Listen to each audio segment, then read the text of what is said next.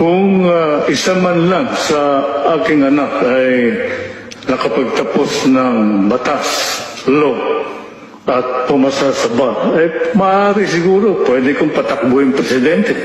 May advantage ka kasi pag ikaw ay nagtapos ng batas, law graduate, abogado, kung wala kang natapos, paano mong bibigyan ng solusyon ng problema ng bansa?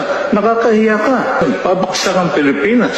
Kung ang isang tao ay ayaw makipagdebate sa kampanya, ibig sabihin, wala siyang plataforma. Wala siyang alam kung paano maging presidente ng bansa.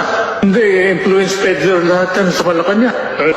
Ano ang mangyayari sa ating bansa kung ang papalit isang drug addict, walang degree?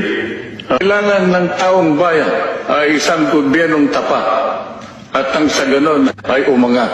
Anong silbi ng pagkakaisa kung ang iboboto naman ninyo ay ang mga nagkakaisang magnanakaw? Ay kayo bahala sa buhay ninyo.